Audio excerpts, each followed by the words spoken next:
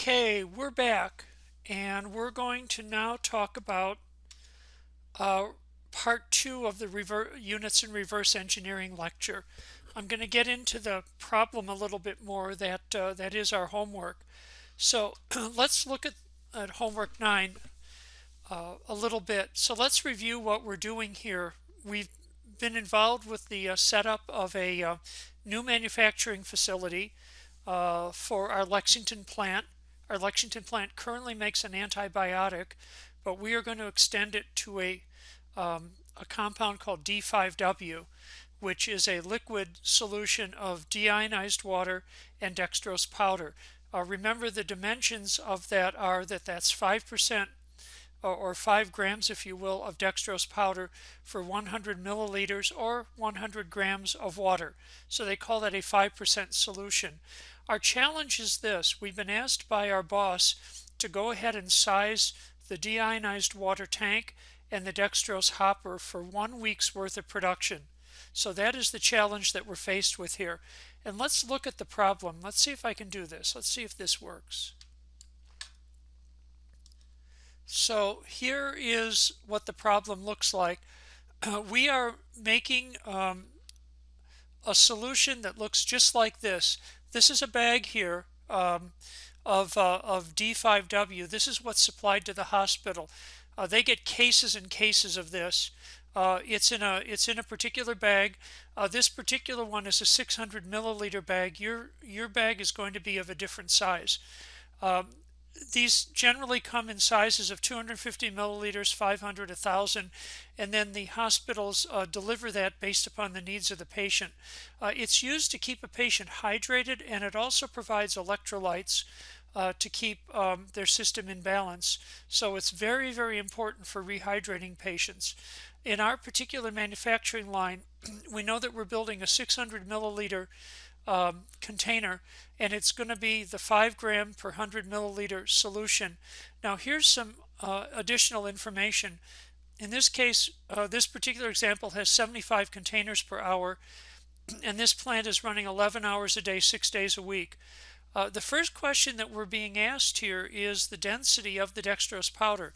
It turns out that different manufacturers provide dextrose in different densities, so it varies from 31 to 36 for typical powders that are available in the United States. Our plant here is using a density of 32 pounds per cubic feet.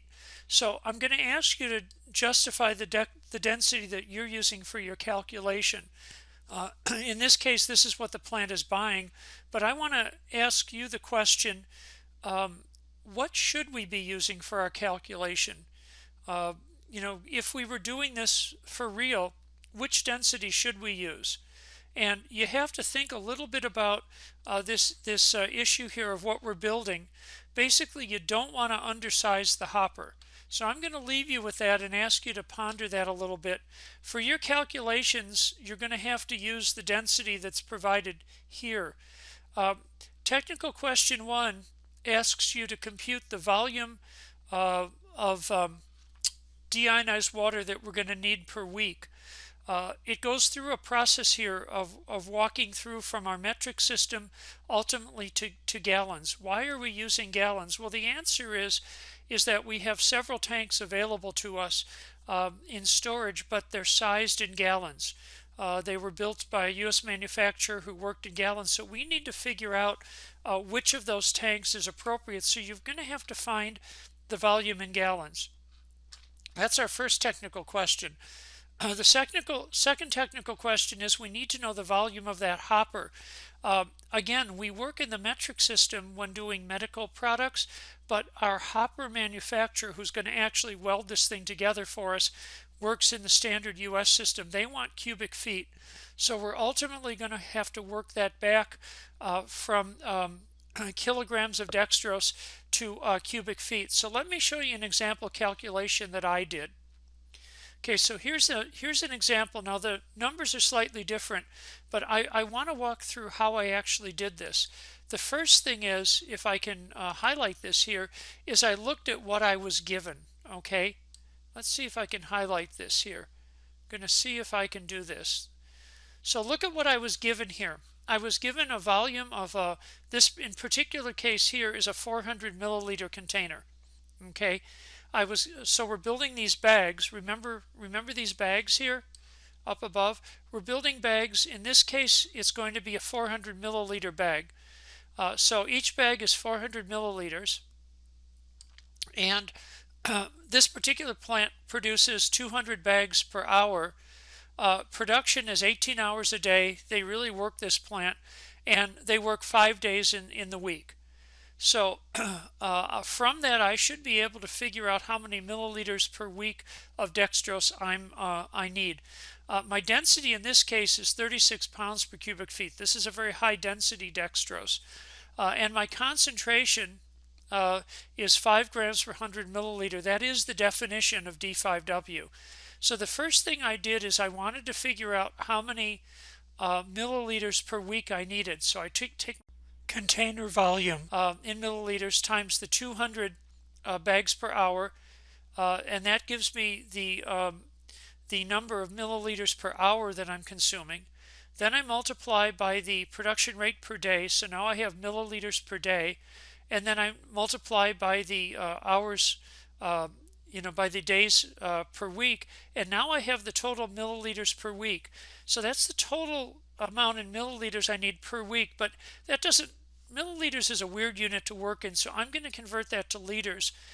I'm going to do that by taking this number here, and now again, I want to ask you the question, do I multiply or divide by the conversion factor? Well, if I multiplied by it, I'd get some strange unit of milliliters squared per liter, which doesn't really make sense. So I need to divide. So I'm going to divide by the conversion factor. So I have 1 liter per 1,000 milliliters. I'm going to get, in this case, 72,000 or 7,200 liters. Good, so far so good. Now I can look up a conversion factor. I actually looked this up online. The conversion factor that I got is 0.264172 gallons per liter. Now I know the gallons. Now I can size my tank.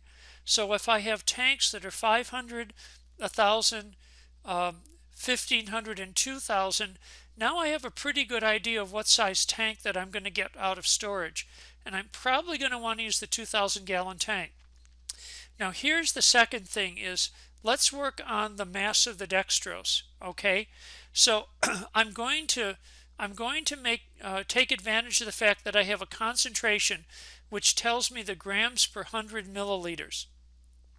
Okay, that's really interesting, the grams per 100 milliliters. So if I put that concentration in here of 5 grams per 100 milliliter, and I multiply it by the total, I multiply this here, okay, by this concentration. That's what I'm doing. I'm going to get a number down here, right here, that gives me the total number of grams per week of dextrose that I need. Then if I go ahead and convert that from grams to kilograms, now I've got the total amount of dextrose per week I need in kilograms. Very good number. Now I can multiply that by my conversion factor here, which I looked up online. That's the pounds per kilogram, and now I have the pounds. Okay, so really good number, but now I need to use this density up here. Okay, here's my density. So my question to you again is, do I multiply or divide by density? Well, if I take this mass here in pounds and multiply it by density, I get that really weird unit again, a pound squared per cubic feet. So I probably don't want to multiply. I probably want to divide, and now I get a number here. So I'm probably going to round that up to maybe 25 cubic feet. That is how I do the calculation. So at this point in time, we now have what we need to do the homework. And in your case, what you'll be doing is you'll be using your numbers in red, filling in these forms, and then submitting it for testing. Now, I want to point out that to get credit for these lectures, we're going to post a quiz online on Canvas. So whether you intend attend the synchronous Zoom session that we're thinking about doing Thursday, and if I decide not to do that, please look in Canvas. We're debating right now whether we logistically can handle that or not. But whether you attend that and look at this lecture, or whether you look at these videos, please fill out that quiz, because that's how I'm going to give you credit for attendance. So that completes the Week 10 lecture series. As always, please email me with questions. Please stay safe, and we'll see you later. Thank you, and have a good rest of the day.